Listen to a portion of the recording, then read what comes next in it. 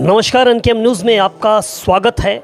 मैं हूं संदीप शर्मा और मेरे साथ शिव खेड़ा हैं। शिव खेड़ा वो शख्सियत हैं जिन्हें हर वो युवा जानता है, जिन्होंने कहीं उनकी पुस्तकें पढ़ी हैं, कहीं उनकी मोटिवेशनल स्पीचेस को सुना है और वो हमारे साथ हैं। सर, क्या कहना चाहेंगे? जीत आपकी, ये एक ऐसी पुस्तक है, शायद इसने रिकॉर्ड तोड़े हैं और लोगों ने, युवा पीढ़ी ने बड़ा पसंद किया है और आज भी जो है लगातार 25 साल से, मुझे लगता है ये किताब आपकी, कितने साल हो गए सर इस किताब को? हाँ, 25 साल से आसपास हो गई और टोटल सारी किताबें लेके 1 करोड़ के करीब बिक चुकी है हम लोगों की टोटल बुक्स। जी। तो जी सर, क्या कहना चाहेंगे? एक आज हम देखते हैं कि युवा पीढ़ी कहीं ना कहीं कुछ जगह पर बड़ी कंफ्यूज हो जाती है, कहीं कहीं उनको दिक्कतें हो जाती हैं। आप जैसे मोटिवेशनल स्पीकर्स जो हैं वो हमेशा उनको प्रेरणा देते हैं, एक अंधेरे में जो है उनको रोशनी दिखाई देती है। देखिए, आज स्कूलों में ज्ञान मिल रहा है, संस्कार नहीं मिल रहे हैं और इस वजह से जो नई पीढ़ी है भटक चुकी है। और मैं उनको ब्लेम नहीं करता हूँ, क्योंकि उन्होंने सीखा कहाँ से? माँ बाप से, टीचर से, समाज से, हमारे लीडरशिप से। मेंटर कहाँ पे, जो रोल मॉडल है जो होने चाहिए वो कहाँ पर हैं? इसलिए आई डोंट ब्लेम देम।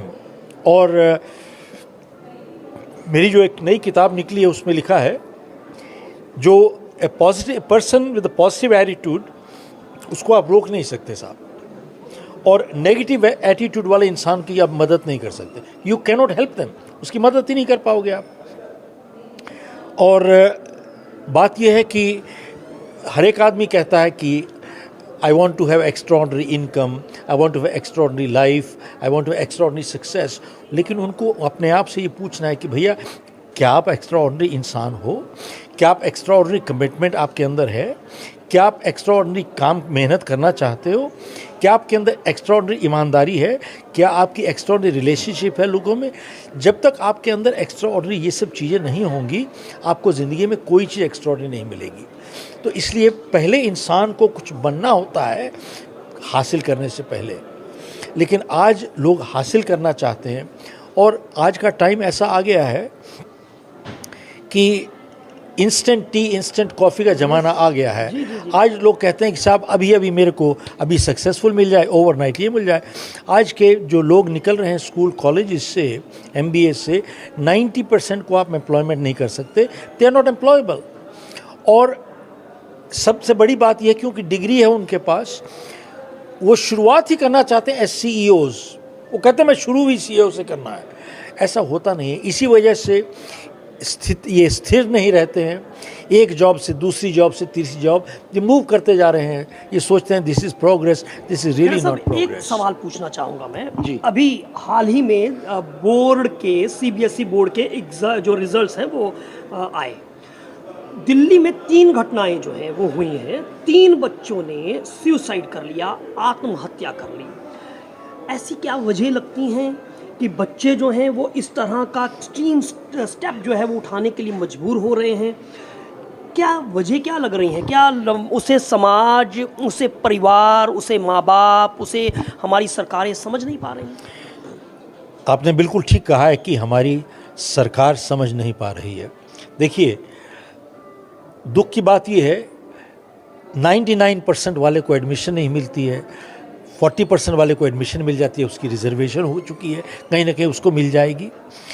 आदमी हताश होता है, मेहनत करता है पूरी सफल होने के लिए, और आप एक बताइए कि उसकी क्या गलती है? और ये एक डिमांड एंड सप्लाई है।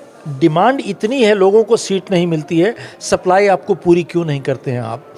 और ये यहाँ पर एक गवर्नमेंट को चाहिए कि मेरिट को कम से कम मानना चाहिए, और जिसकी एक क्वालिफ़िकेशन आई है, नंबर आए हैं, मेरिट पे डिज़र्व करता है, उसको देना चाहिए।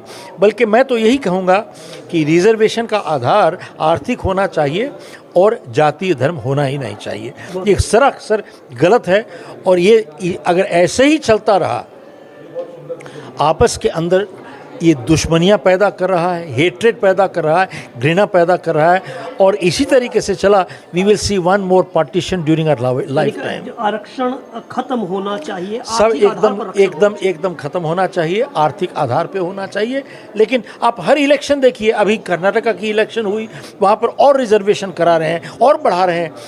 ये कहाँ पे ख़त्म होगा, कहाँ पे ख़त्म होगा? Tell me where. अब कई स्टेट्स में तो प्राइवेट जॉब्स के भी आरक्षण शुरू कर दिया इन लोगों ने। Where do you finish? अब क्रिकेट टीम में भी कर दोगे आप, उसमें भी कर दो, करके दिखाओ। ऐसा ये कोई देश ज़िंदगी में आज तक, याद रखिए, हम लोग स्किल डेवलपमेंट पे बहुत जोर लगा रहे हैं, स्किल डेवलपमेंट में उसको इम्पोर्टेंट ठहरा रहे हैं। देखिए, देश कभी स्किल डेवलपमेंट के ऊपर कभी ऊपर नहीं गया, हमेशा कैरेक्टर डेवलपमेंट, चरित्र निर्माण के ऊपर ही देश टिका है। सर, आपने बड़ी महत्वपूर्ण स्किल डेवलपमेंट पे नहीं जाएगा कहीं। आपने चरित्र निर्माण की बात कही, स्किल डेवलपमेंट की जो बात है उस पर सफलता निर्भर जो है करती है, लेकिन चरित्र निर्माण नहीं करती है, सब नहीं करती। लेकिन चरित्र निर्माण पहले। सवाल यह है कि हम देखते हैं कि एजुकेशन का कमर्शियलाइजेशन हो गया है, जगह जगह पे शिक्षा की दुकानें खुल गई हैं। अभी हम देखते हैं कि जेई का एग्ज़ाम है, क्लैट का एग्ज़ाम है। हम देखते हैं कि वहाँ पर कोचिंग सेंटर्स जिस तरह से खुले हुए हैं, वो एक प्रेशर बिल्डअप कर देते हैं, जैसे कोटा की घटनाएं आपके सामने हैं। किस तरह से इसको देखते हैं? देखिए, मैं आपसे एक खाली चीज़ पूछना चाहता हूँ। अगर देश में अगर हम लोगों को बढ़ना है आगे के लिए, तो हम लोगों को we should have one education system for the whole country. आज बिहार बोर्ड अलग है, यूपी बोर्ड अलग है, मध्य प्रदेश बोर्ड अलग है, इनके करिकुलम अलग हैं, इनके सिलेबस अलग हैं। ये 12वीं तक तो ऐसे अलग अलग करके चलते हैं, लेकिन उसके बाद इनको नेशनल एग्ज़ाम पे अगर compete करना पड़ता है, कहाँ से करेगा वो? You tell me. 12 साल उनकी शिक्षा करिकुलम सारा अलग था, तो आज मैं उसके ऊपर नेशनल लेवल के ऊपर compete करना है मुझे, मैं कैसे करूँगा उनसे? तो सरासर एजुकेशन हमारे को समानता आनी चाहिए, ताकि एक समान एजुकेशन हो, ताकि आदमी एक दूसरे के साथ compete करके दिखाए। राष्ट्रीय शिक्षा नीति सरकार लेकर आई है, इस पर क्या कहना चाहिए? मैं टोटल इस नीति से सहमत नहीं हूँ। इसके अंदर बहुत इन्होंने कहा है कि वर्नैकुलर लैंग्वेज होनी चाहिए, फलाना होना चाहिए। मेरे हिसाब से एक राष्ट्रभाषा जरूर होनी चाहिए इस देश में, और जिसको अपना हिंदी समझ के चला जाएगा, और एक ग्लोबल लैंग्वेज जो इंग्लिश है उससे आप हट नहीं सकते हैं। ये उदाहरण देते हैं कि जर्मनी में जर्मन लैंग्वेज चलती है, फ्रांस में फ्रेंच लैंग्वेज चलती है। सॉरी, ये आधा गलत उदाहरण है।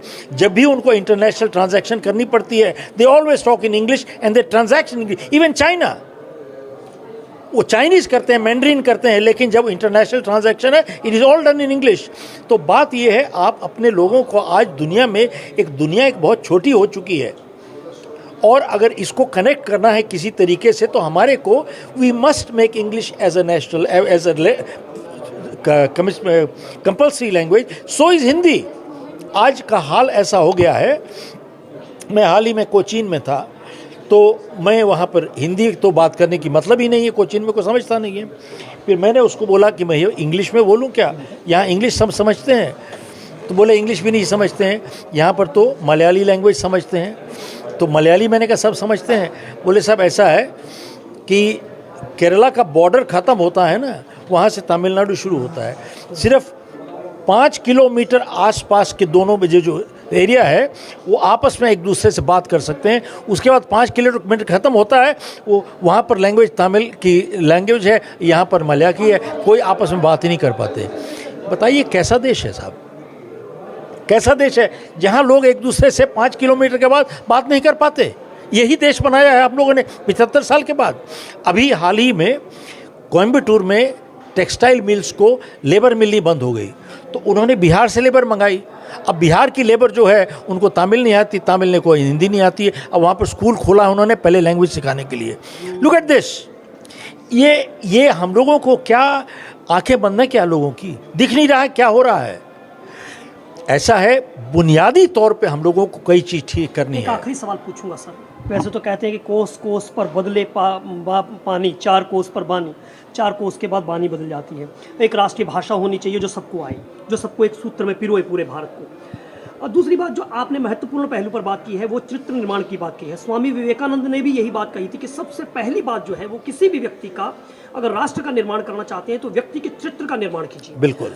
आप as a motivational speaker, as a लेखक, आपके पास क्या कोई योजना है या आगे कुछ बच्चों को देने जा रहे हैं, पीढ़ी को देने जा रहे हैं, कुछ ऐसी सोच आप लेकर चलते हैं कि जिसमें या सरकार से किसी तरह का रास्ता इस संबंध में जो है वो कायम किया जाए कि ये दो बातें जो है पहुँचे, एक तो नेशनल लैंग्वेज, राष्ट्रीय भाषा, और दूसरी जो है वो चरित्र निर्माण पर बल दिया जाए। नेशनल लैंग्वेज है और एक और इज यूनिफॉर्म एजुकेशन।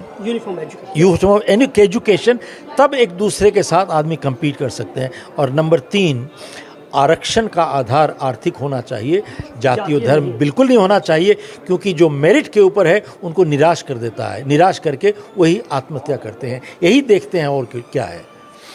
बात यह है कि हम लोगों को बुनियादी तौर पे कई चीज़ें सुधारनी पड़ेंगी अपने देश के लिए, कुछ अच्छे कानून लाने पड़ेंगे, और अच्छे कानून लाने के लिए अच्छे लोगों को लाना पड़ेगा हमारे को। आप देखिए कर्नाटका में 3 लाख के करीब लोगों ने नोटा डाला है, उन्होंने नोटा चुना है। None of the above. NOTA मेरी पिटीशन पे था, मैंने पिटीशन लगाई थी, लेकिन दुख की बात यह है कि सुप्रीम कोर्ट की जजमेंट एकदम क्या कहूँ टूथलेस जजमेंट थी, और इतने पढ़े लिखे आदमी ऐसी जजमेंट दें, ये मेरे लिए तो मैं सोचता हूँ कि बहुत दुख की बात है देश के लिए। हमने ये कहा है कि आज की तारीख में 50% वोटिंग होती है, 50% वोट लोग नहीं जाते। क्यों नहीं जाते? कहते हैं किसको जाके वोट दिया जाए, सभी क्रिमिनल रिकॉर्ड है इनका, किसको जाके वोट दिया जाए। अगर नहीं जाते वोट देने के लिए तो अच्छे नागरिक नहीं हैं, और कहता है जाते हैं तो किसको वोट दें।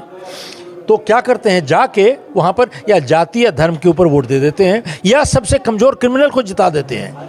जो सबसे कमज़ोर क्रिमिनल है उसको जिता देते हैं।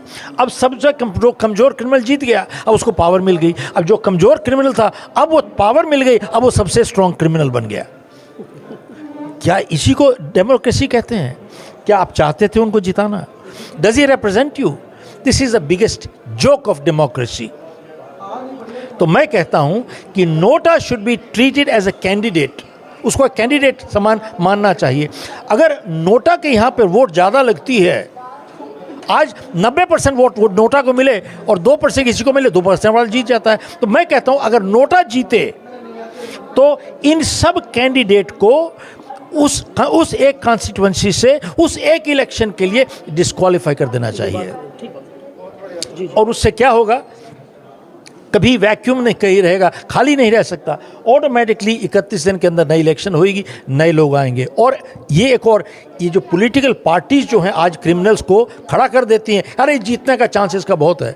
जब उसको मालूम होगा कि इसका हारने का चांस बहुत बढ़ गया क्योंकि नोटा जीत सकता है, तो साहब ये पॉलिटिकल पार्टी मजबूर हो जाएंगे अच्छे कैंडिडेट डालने के लिए। इनको मजबूरी से करना पड़ेगा ईमानदार अच्छे कैंडिडेट लाने के लिए। बातचीत के लिए बहुत बहुत शुक्रिया, धन्यवाद। तो पॉलिटिकल रिफॉर्म बहुत ज़रूरी है और बहुत सारी महत्वपूर्ण बातें जो है वो शिव खेड़ा साहब ने बताई हैं। Sandeep Sharma, NKM news, Delhi.